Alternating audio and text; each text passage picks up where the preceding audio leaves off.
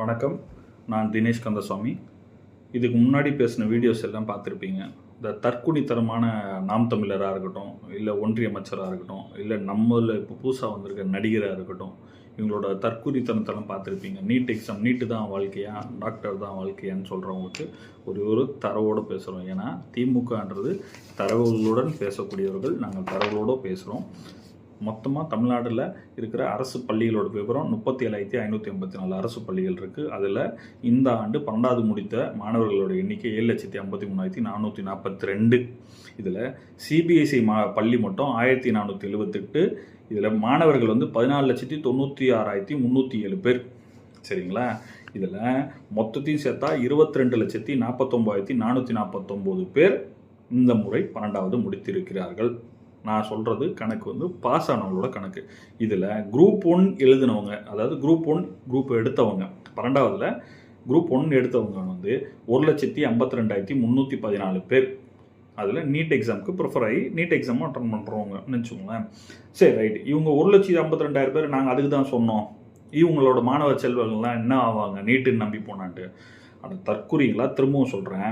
MBBS தமிழ்நாட்டில் ஒதுக்கப்பட்ட சீட்டுகள் 12,050 சீட்டு. மொத்தம் இருக்கிற காலேஜ், மெடிக்கல் காலேஜ் 77. இதில் பிடிஎஸ் காலேஜ் 32.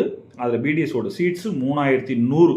இதில் எம்பிபிஎஸ் 12,050 இருக்குல்ல, அதில் 5,600 சீட்டு அரசாங்கத்தால் முழுமைப்பட வேண்டியும், அதாவது நீங்கள் சொல்கிற நீட் செக்டார்ஸ் வழியாகவும் ப்ரைவேட் செக்டார்ஸு 1,650 சீட்ஸ் இருக்குது. சரிங்க, நீங்கள் என்ன எப்படி சொல்கிறீங்க? அதுக்கு தான் நாங்கள் சொல்கிறோம். 15,000 மாணவர்களுக்கு 1,52,000 மாணவர்களில் நீங்கள் தயார் செய்கிறீங்க. அந்த மாணவர்கள்லாம் தொய்வு அடைஞ்சிருவாங்கன்றீங்க. தற்குறிங்களா? திரும்பவும் நான் சொல்கிறேன், 1,52,000 மாணவர்களில் நீங்கள் 15,000 மாணவர் போக மீதி மாணவர்களில் எப்படி கைட்லைன் பண்ணணுன்னு எங்களுக்கு ஒரு டீம் எடுத்து இந்த முறை எல்லாத்தையும் பண்ணிகிட்டு இருக்காங்க. அதில் அவங்களுக்கான படிக்க வேண்டியதெல்லாம் எங்களுக்குலாம் தெரியும்டா. நாங்கள் பிடெக் படிப்போம், இல்லைனா பிஇ படிப்போம், பிஎஸ்சி படிப்போம், பிஏ படிப்போம், பிஏ ஆர்கிடெக்ட் படிப்போம், பிஏ ஃபார்மசி இருக்குது, பிசிஏ இருக்குது. குரூப் 1 எடுத்து படிக்க வேண்டியதெல்லாம் இதெல்லாம் இருக்குது. இதில் படிக்க வேண்டிய மாணவர்கள் செல்வங்களுக்கு 12 லட்சம் பேர் இருக்கிற 12 லட்சம் சீட்ஸ் இருக்குது. சரிங்களா? உங்களோட தற்கொலை தரத்துக்கே சொல்கிறேன், 12 லட்சம் சீட்ஸ் இருக்குது அந்த டிபார்ட்மெண்ட்லேயே. அந்த டிபார்ட்மெண்ட்டுக்குள்ளே போகல. நாங்கள் உங்ககிட்ட கேட்குற ஒரே கேள்வி தான், நீ அந்த கூட்டத்தில் எல்லார் மத்தியிலையும் பேசுகிற நீங்கள் ஒன்றிய அரசியை நீங்கள் கண்டிக்கவே இல்லை. ஒன்றிய அரசை கண்டிக்க வேண்டிய கடமை உங்களுக்கு இருக்கா இல்லையா? ஏன் நீங்கள் அதை கண்டிக்கவே இல்லை?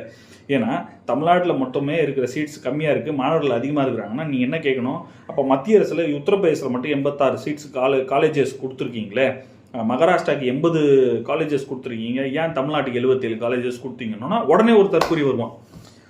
என்ன சொல்லுவோன்னா, இதுக்கு தான் நாங்கள் எங்கள் ஆட்சி வரணும்னு சொன்னோம் 2021. நாங்கள்